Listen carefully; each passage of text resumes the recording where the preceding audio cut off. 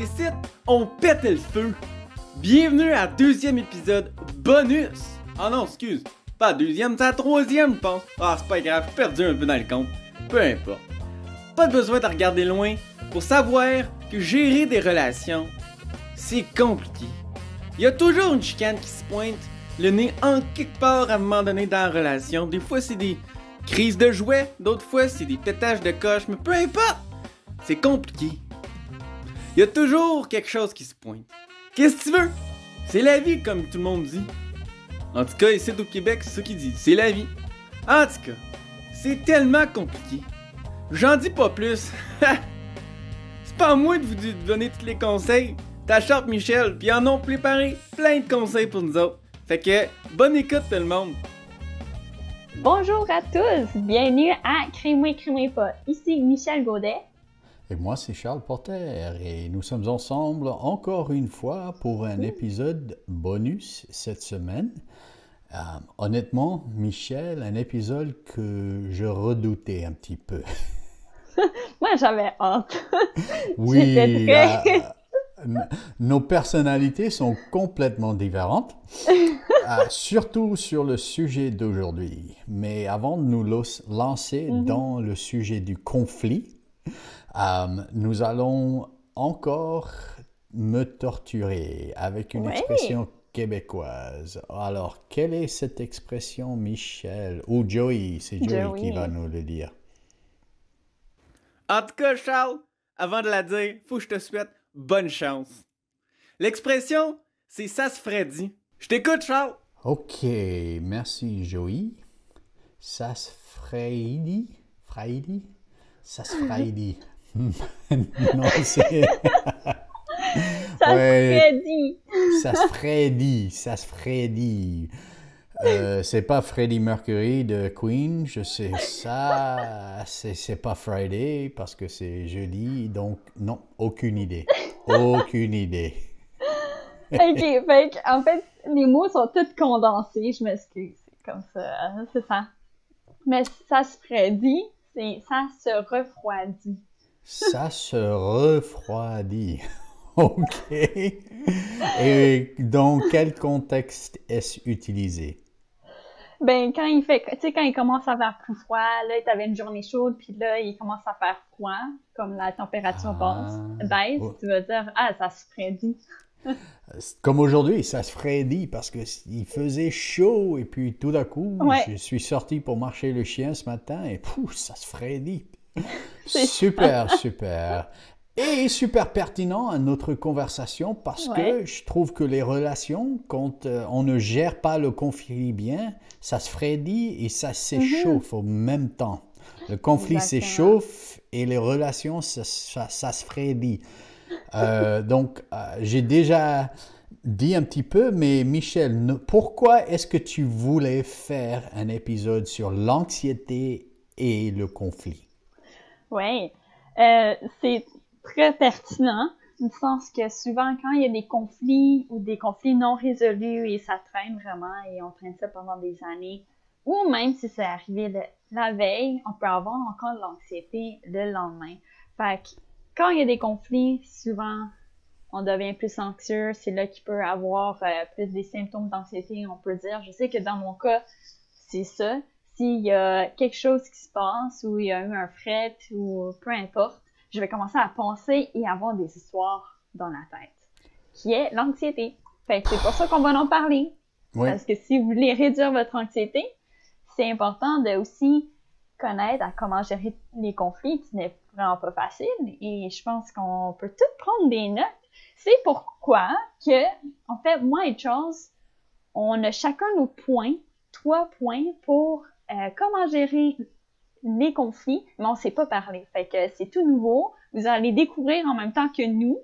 Et je me dis, je vais sûrement apprendre de Charles et peut-être que Charles va apprendre de moi. Alors, c'est un peu ça. On va discuter de c'est quoi les 3 meilleurs tips, les 3 meilleurs conseils, astuces, comment gérer les conflits.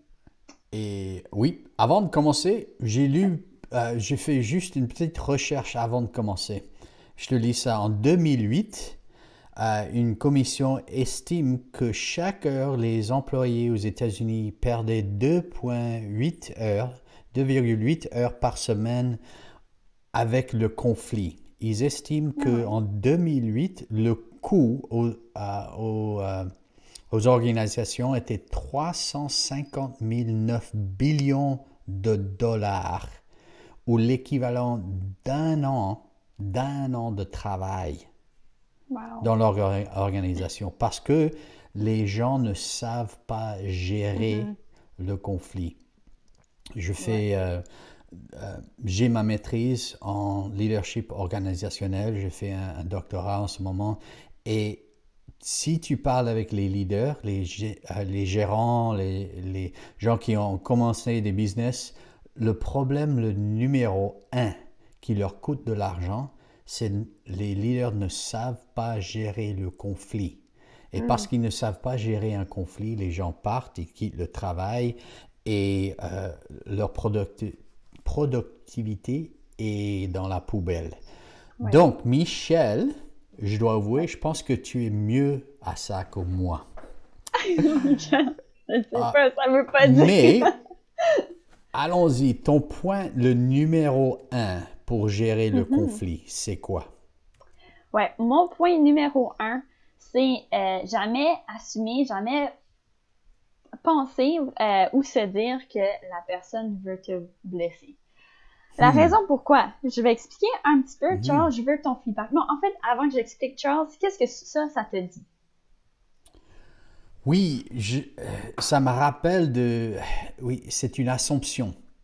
Et assumer que le conflit est personnel, je pense que c'est ce que tu dis, c'est personnel et ils veulent te faire de mal. Quand je pense ça de l'autre personne, déjà, je ne peux pas résoudre le conflit.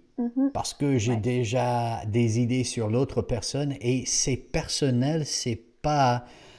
le conflit n'est pas l'issue, c'est la personne qui devient l'issue. Donc, je pense, oui, c'est très bien de ne pas commencer avec une assumption. Pourquoi est-ce que tu as choisi ça comme point numéro 1? Ça, c'est important parce que souvent, justement, quand il y a des conflits, il y a des tensions, c'est sûr qu'il y a des frustrations et tout. Et c'est là qu'on a tendance à penser en mal de l'autre. Et ça, c'est injuste, en fait, pour l'autre.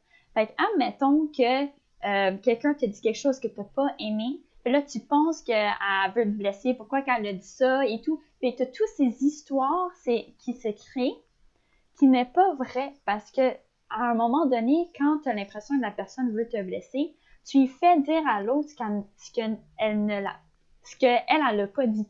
Et on a vraiment tendance à faire ça quand il y a beaucoup d'émotions.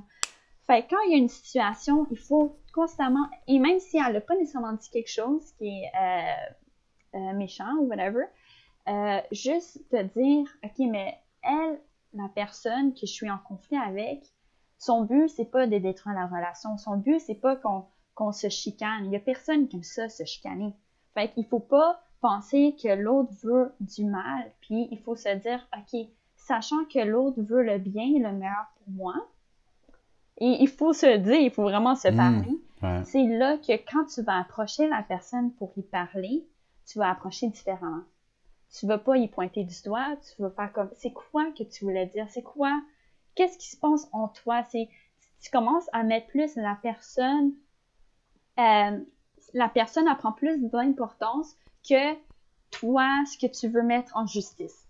C'est toi parce que pour toi, ça, c'est pas correct ou whatever. Fait que tu mets la personne, puisque la personne a de la dignité,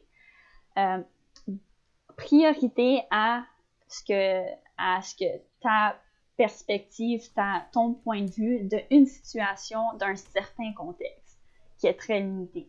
Fait que c'est un peu ça. Dans le fond, ça change la game pas mal. Ça change beaucoup.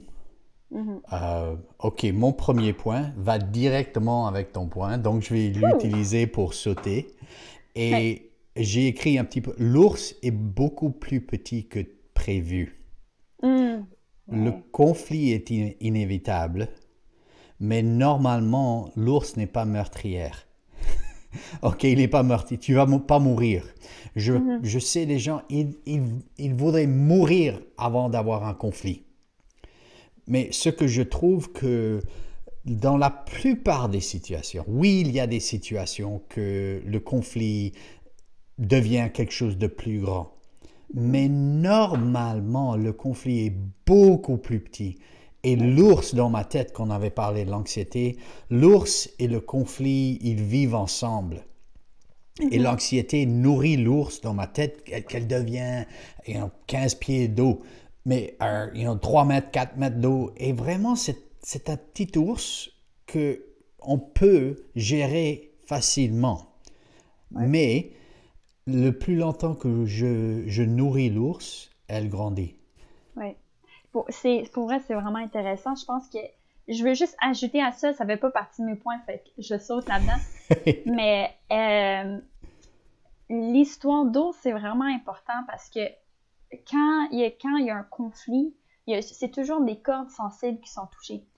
Fait que ça fait que toute notre insécurité par rapport à quelque chose, même qu'on ne sait pas, il y a beaucoup d'insécurité qu'on a qu'on ne reconnaît pas encore, et c'est normal. Fait que déjà en partant, savoir que t'en as, c'est un gros step. Fait que savoir que c'est amplifié à cause que ça a touché des cordes sensibles. Ou tu sais, il y a vraiment des choses en toi qu'il faut régler. Qui est vraiment... Il y a une peur en moi. Et quand il y a du conflit, normalement, c'est parce que j'ai une insécurité.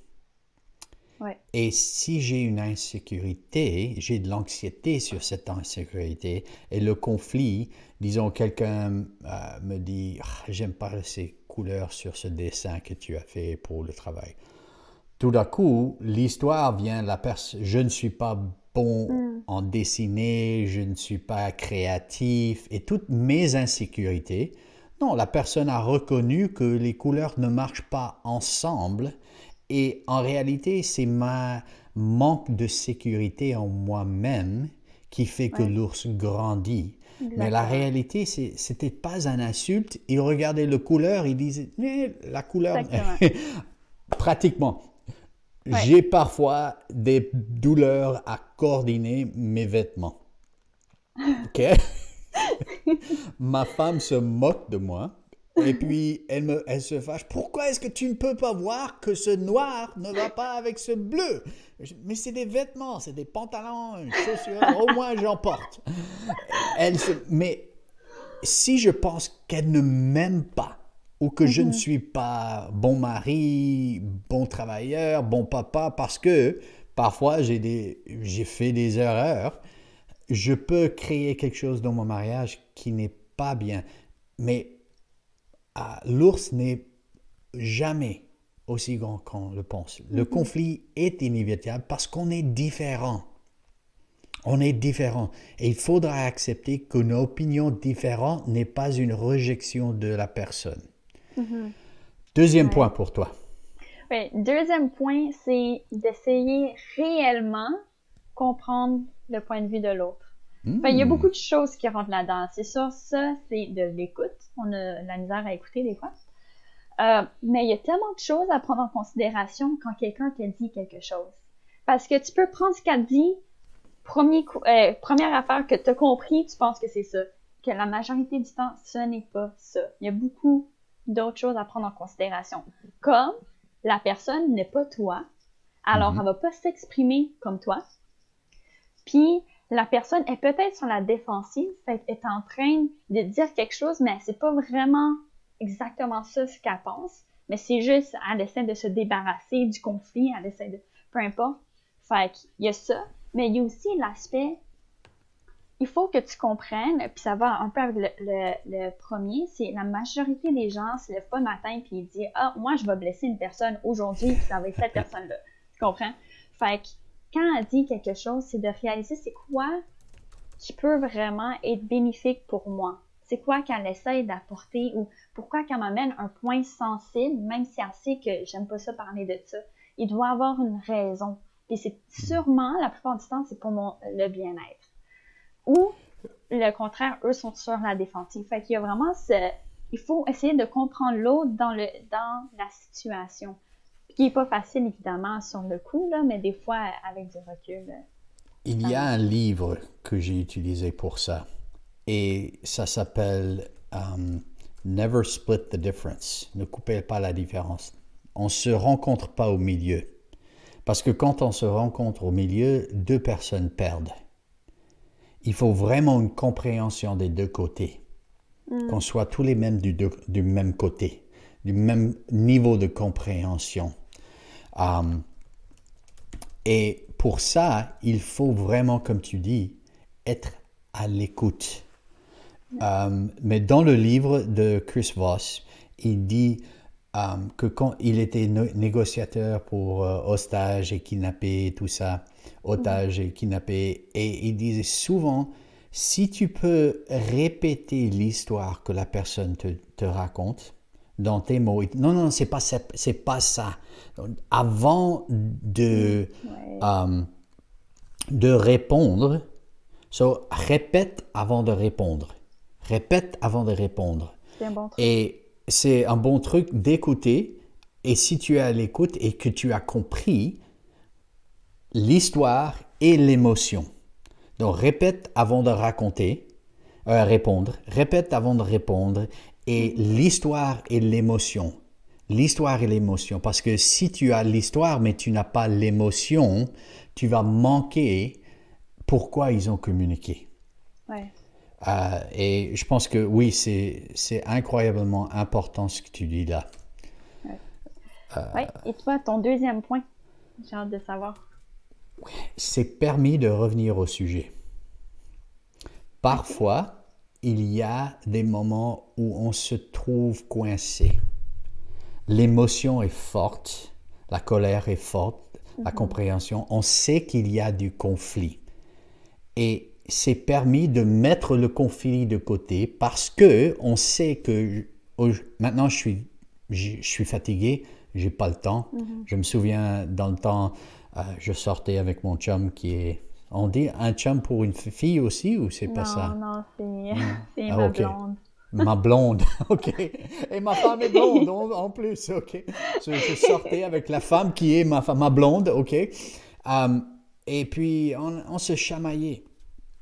Et on avait entendu, ne te couche jamais en colère. Ne te couche jamais en colère. On a entendu. Ça nous a fait tellement de mal parce qu'après 11 heures du soir, je ne pense pas d'une façon logique. C'est complètement irrationnel. Donc, ce que ça veut dire, si tu as déjà entendu ça veut dire décide de mettre le conflit de côté. OK, on va revenir demain à 11 heures. Beaucoup de gens évitent, ils mettent de côté pour qu'ils ne puissent, ils espèrent que à la fin, personne ne va revenir. Mais le respect pour l'autre, c'est de leur dire, en ce moment, je n'ai pas la capacité parce que mes émotions sont dans le mauvais endroit. Physiquement, je suis fatigué ou je ne vois pas ta position parce que je suis tellement fâché. Ouais. Je dois prendre de recul, aller à la marche. C'est permis de revenir au sujet, mais ce n'est pas permis d'éviter le sujet. Ouais. C'est bon. Ouais. Je pense que... c'est quoi j'allais dire, donc? Oh boy. T'as tellement dit d'informations, Charles, il faut que tu donnes beaucoup. Pardon. Mais, oui, c'est ça. Souvent, puis... moi, j'ai tendance à penser un peu beaucoup aussi. Fait que, tu sais, j'ai de la misère à mettre de côté, puis faire comme, OK, on va revenir demain. Moi, je vais pas dormir, hein, je vais continuer à y penser. Mais ce que je pense qui peut vraiment aider, surtout, tu sais que comme ton conjoint ou la personne que tu as confié avec, tu sais qu'elle va penser plus, c'est de rétablir la fondation. Dans le sens que, on est en conflit, mais je t'aime comme tu es. Tu sais, ou j'apprécie notre amitié, je veux pas que ça change. Comme rétablir, c'est où est-ce que vous êtes, votre amitié, et valoriser votre amitié au-dessus du conflit. Parce que quand il y a un conflit, des fois, on peut remettre tout en question. Quelqu'un qui va penser beaucoup va tout remettre en question. Mais c'est pas ça le but, c'est pas ça la réalité. Fait que c'est de rétablir. Et même si on est la personne qui pense beaucoup, on peut pas s'attendre que l'autre va tout faire comme du monde non plus. Fait que c'est de se dire, ou de même dire que, OK, tu sais, comme je t'aime, tu sais, c'est dur, là, je suis vraiment frustrée, mais je t'aime. Tu sais, toi-même, tu rétablis cette fondation, ce qui ne change pas, tu sais, comme ce qui est la relation que tu as avec la personne. Fait que, Et je reviens parce que je n'ai pas appris ces outils comme jeune. Je n'étais pas bien au conflit. Et ma femme et moi viennent de familles complètement différentes. Ma famille évite. Sa famille attaque. Donc tu as un qui évite, un qui attaque. C'est pas un bon. Mais ce que j'ai appris en ce que tu dis, c'est que un moment de recul, peut-être c'est pas demain. Peut-être oui, je sais que tu vas en penser toute la nuit. OK? Mais regardez, est-ce que je me sens en sécurité? Et est-ce que je suis en contrôle? Parce que c'est quand je perds le contrôle que je dis des choses qui blessent, je change de l'issue à la personne et j'attaque la personne. Et se donner permission de dire à l'autre, tu sais, je ne me sens pas en sécurité en ce moment, je suis trop fâché, je vais dire quelque chose, j'ai besoin de 10 minutes. Viens ici, on va finir ça. Non, j'ai besoin de 10 minutes. Je dois sortir de la situation. Et en ces 10 minutes, on commence à se calmer le pompon. Ouais. On se commence, et puis, on peut prendre 30 secondes, 2 minutes de recul. Et surtout, si vous travaillez avec quelqu'un qui a de l'anxiété ou qui a des troubles de santé mentale, se donner permission de « j'ai besoin d'un quart d'heure ». S'il te plaît, j'ai besoin et je vais les prendre, même si tu... Et c'est pas que l'autre personne te donne permission. Tu te donnes permission. Mais ça ne veut pas dire que chaque fois que tu as du conflit, tu peux courir. Ouais. Il faut revenir. Mais si tu ne te sens pas en sécurité, si tu ne te sens pas que les émotions continuent à grimper, demande une pause. C'est OK de demander une pause. OK, pour toi. C'est bon de demander une pause, puis c'est bon aussi d'établir ça va être quoi. Puis déterminer un temps, parce que souvent on peut attendre très longtemps et ça l'empire d'un sens que tu continues à penser. Fait il faut laisser une pause pour pouvoir rationaliser, mais pas trop long pour pas faire le contraire finalement. Fait que c'est ça. Oui, c'est ça. Hein? C'est tellement compliqué, vraiment. Ouais. Sinon, mon troisième point, on est rendu au 3 déjà. Let's go. Mon troisième point, c'est il y a des choses à laisser. Pourquoi je dis ça? C'est pour vrai, je le réalise, surtout en vivant en appart, là, on réalise quand les choses sont pas faites ou whatever. Il y a des choses que quand tu dis « Ah, ça m'énerve », là, ça va t'énerver, mais ça va continuer, ça va amplifier. Puis à chaque fois que tu vas voir cette petite chose-là, ça va vraiment te frustrer. OK. Puis c'est pour ça qu'il y a des choses à laisser. Des fois, quand il y a quelque chose qui nous énerve ou quand il y a quelque chose qui prend vraiment notre attention, puis on est comme « OK, ça, faut pas que ça se fasse », c'est pire. C'est pire, puis là, ça fait que on réagit plus qu'on devrait. C'est vraiment intéressant parce que j'ai comme réalisé ça, puis j'ai pensé à une étude, j'avais écouté une étude scientifique, c'est pas par rapport au conflit, mais c'est quand même intéressant, c'est par rapport aux gens qui se sont endettés. Fait que les gens, il parlait d'une histoire d'une femme qui, elle, était endettée, puis quand elle a eu l'argent, elle s'est dépêchée, mais même pas, elle avait une carte de crédit, elle a pu payer sa carte, puis après elle avait sa carte de crédit, mais l'argent n'était pas dans son compte encore. Fait qu'avec sa carte de crédit, elle est allée acheter plein de papier toilette, puis plein d'affaires pour voir à sa famille, mais comme trop. Qui fait qu'elle s'est endettée encore plus, parce que quand il fallait qu'elle paye sa carte, elle pouvait pas payer sa carte. Et ce qu'elle disait, c'est que, tu sais, j'y ai pas pensé sur le coup, c'est juste, je savais qu'on était en manque. Moi, j'étais tellement concentrée du fait que je voulais pas manquer de quelque chose au moment présent, fait que j'ai trop fait. Puis, c'est vraiment comme la psychologie par rapport à quand on est concentré sur une chose, on voit plus clair, on voit plus autour. Fait que pour les conflits, souvent, quand quand il y a quelque chose qui nous énerve, qui est récurrent, quand tu le regardes, après, tu vois plus le reste. S'il y a quelqu'un que tu trouves qui fait pas assez à la maison ou whatever, tu regardes ça, mais tu vas pas voir tout le reste ce que la personne a fait. Ou ça, tu vois pas son progrès, ou, tu vois, fait, c'est ça l'aveugle pas mal. Peut-être que je pourrais dire que le conflit n'est pas la totalité de la personne.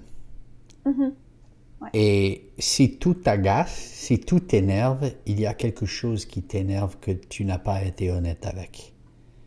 Je trouve souvent que quand je me fâche avec mes enfants, et cet épisode, je suis la personne nulle qui n'est pas... Parce que je ne fais pas le conflit, mais je trouve que souvent, si je m'arrête, la réalité, c'est que je suis fâché avec quelque chose d'autre.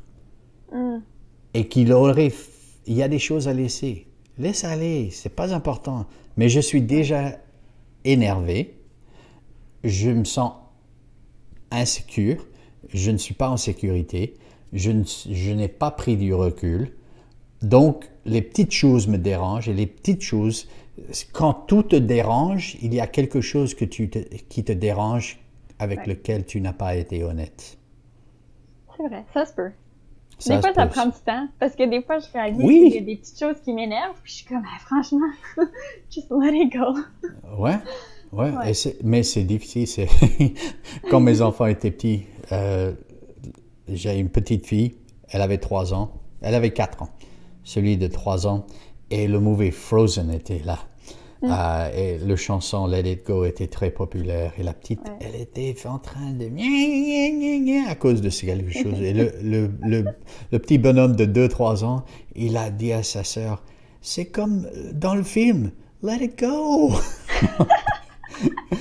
Un petit truc, ne dis pas à l'autre personne Let It Go. Ça, c'est pour toi-même. Parce que si tu dis à quelqu'un d'autre de Let It Go, laisse aller, ils vont encore plus se fâcher. C'est une décision personnelle. OK, où en sommes-nous? Point numéro 3. Oui. C'est quoi ton point numéro 3? Mon point numéro 3, c'est ceci. La douleur d'attendre est plus grande que la douleur de confronter. La douleur d'attendre est plus normalement, et ça en revient au point numéro 1, l'ours grandit. Et si on peut, s'il y a quelque chose, je n'ai pas apprécié ça. Oh, pardon, je m'excuse. Boum, c'est fini, c'est 3 secondes. C'est tellement... Mais si j'avale ça, et puis 30 minutes plus tard, j'ai mal à l'estomac, et puis ça devient un conflit qui n'était pas un conflit. Un exemple. Exactement. J'étais à l'université, et j'avais une fille que pour un petit peu j'étais intéressé. Mais j'avais laissé ça.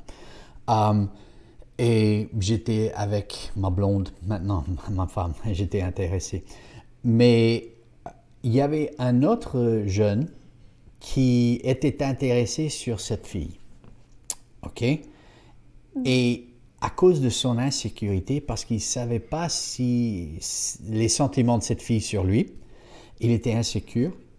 Il m'a vu en marchant un jour et il m'a dit bonjour. Michel, je ne l'ai pas entendu. Réellement, je ne l'ai pas entendu. J'étais focus. Je ne m'en souviens pas du tout. Devant Dieu, je ne l'ai pas vu. Je ne l'ai pas entendu. 3 semaines plus tard, dans sa tête, il ne m'aime pas. Et puis, on devait travailler sur un projet ensemble pour 1 an. Et il est allé au patron du travail. Je ne sais pas si je peux travailler avec Charles. Parce qu'ils avaient construit cette histoire. Il ne m'a pas vu. Parce qu'il est fâché. Parce que je suis en train de poursuivre cette fille. Et lui est intéressé. Elle ne l'aime pas. Il y a toute une histoire. Mais s'il m'avait dit, Charles, oh, hey, bonjour, ça va? Donc, la douleur d'attendre est toujours plus grande que la douleur d'agir. Il faudrait agir. Exemple? En fait, c'est juste, ça me fait penser à quelque chose. C'est, moi, je me disais ça quand j'étais plus jeune, là, il y avait des choses qui m'énervaient et Puis moi, je me disais, je suis comme, OK, mais anyway, je m'en fous. Comme, j'essayais de me convaincre que je m'en foutais, que ça faisait rien dans ma vie, mais j'avais tellement d'amertume, de frustration. Fait que non, je m'en fous pas, justement, c'est pour ça que j'ai réagi. Ouais. Puis ça m'a pris vraiment du temps, parce que je voulais pas que ça m'affecte, parce que je me dis, ça sert à rien, whatever, tu sais, j'avais mes raisons, mais ça m'affectait encore plus. Puis à la longue des années, c'est quelque chose qui restait, qui faisait que quand une petite chose se passait, je réagissais encore plus que normalement, que je devrais à cause de toutes ces années d'attente-là, ou même si quelqu'un d'autre faisait quelque chose un peu similaire, là, ça venait me chercher très rapidement. Fait qu'il faut aussi réaliser que c'est important de parler, et c'est correct que les choses nous affectent, même si on se dit, non, mais j'ai toutes les raisons logiques pour pas que ça m'affecte, mais c'est correct, tu sais, on est des êtres humains, on a besoin de se le faire rappeler que, tu sais, de nos relations avec l'autre personne, de se faire rappeler que c'est correct d'être frustré, sauf que c'est comment qu'on va le gérer qui est plus important. Fait que, ouais, comme tout ça. Fait que... Super. OK, on est à une demi-heure. C'est rapide, non, une demi-heure? Ouais, ça a été très rapide, là. Super intéressante. Je vous dirais aussi, comme un formateur de leadership, je vous dis que prendre une formation dans le conflit est super importante. Ouais. Parce que ces choses nous coûtent en termes d'argent, ils nous coûtent en termes d'émotion, ils nous coûtent en termes de qualité de vie, et ça affecte toutes les choses. Donc, merci Michel d'avoir entamé cette conversation difficile, parce que le conflit est inévitable. Mais l'ours ne doit pas avoir 5 mètres. Et il n'y a pas besoin de vivre dans une forêt pleine d'ours de 5 mètres. On peut gérer ces choses il y a des choses à laisser. C'est permis de revenir au sujet. L'ours est beaucoup plus petite. Rappelle-moi de tes points, Michel. Oui, alors, c'est jamais assumer que l'autre personne veut te blesser. Dans le fond, pas y faire dire ce que la personne n'a pas dit. Essayer de réellement comprendre l'autre, de son point de vue, comment qu'elle est et tout. Et il y a des choses à laisser. Il y a des choses qui valent pas la peine. Puis si on le laisse pas, ben ça l'amplifie dans notre tête. Et toi, Charles? Ouais, les miens, l'ours est beaucoup plus petite que prévu. C'est permis de revenir au sujet. Et la douleur d'attendre est toujours plus grande que la douleur de confronter. La confrontation, en effet, c'est une expression d'amour parfois. Parce que je valorise ma relation avec toi, que je ne veux pas ces semences d'amertume dans le sol de ma vie. Oui, okay. Exactement. C'est vrai. Ouais, Michel, merci. Ouais. Merci à toi, Charles. Ouais, dernier commentaire, c'est la tienne. Oui, là, tu me fais perdre mon idée.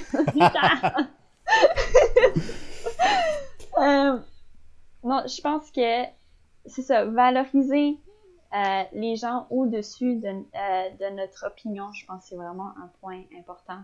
Et de savoir, je pense que en fait, moi, une de mes motivations de toujours vouloir régler le conflit, c'est je veux pas arriver à un moment que je me dis comment qu'on s'est rendu ici.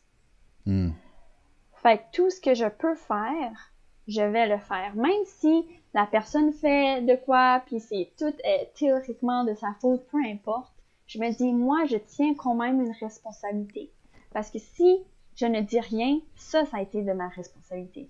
Mais si j'approche la personne en voulant comme, mettre la personne avant ma justice, ce que moi je pense, ça va faire que la personne va pouvoir, probablement, ça crée cette relation, cette confiance, et tu vas pouvoir quand même envoyer ton message. Tu pourrais dire, mais ça va pas être dans la frustration quand tu la portes comme ça.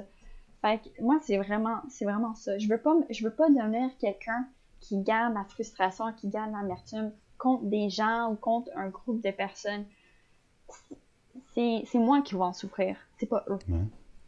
Fait que c'est ça. Fait que gestion de conflit, c'est extrêmement important. Ça l'affecte énormément de choses. Fait que, ouais, c'est ça. Super. Bon, merci Michel. Merci à notre équipe. On veut vous rappeler qu'il y a beaucoup de personnes qui font que ce podcast est possible. On vous rappelle que Isabelle Joret est disponible comme consultante en aide, en relation d'aide. Et ses contacts sont là sur la vidéo et dans les commentaires. Aussi, notre équipe de production, Christian et Brian. Oui, il y a Jeremiah qui fait les réseaux sociaux et d'autres choses. Il aide pour les logistiques, workflow et tout. Richmond et l'équipe, on a parlé de la spiritualité la dernière fois. On y croit et on a tout un groupe de personnes qui pratiquent la bienveillance envers nous et nous rappellent à Dieu. Donc, Richmond, merci pour le travail de ton équipe. Merci à Sam et Paul qui se sont joints à notre équipe récemment et qui font plusieurs choses, logistique, technologie et les finances. Et merci à Joey pour être la voix de Créma Pas. Jusqu'à la prochaine. À la prochaine. Fait que merci tout le monde d'avoir écouté aujourd'hui. Écoute, c'est compliqué de gérer des conflits, mais tu sais, ça se fait, c'est possible dans le fond. Merci d'avoir écouté. L'expression d'aujourd'hui, c'est ça se ferait dit. Fait que mémorisez-la, prenez-la. Ben non, c'est pas vrai. Ben non. Fait que merci pour votre écoute. Nous, on aime ça faire ça. On espère que vous autres aussi vous aimez ça. Puis sur ce, à la prochaine épisode.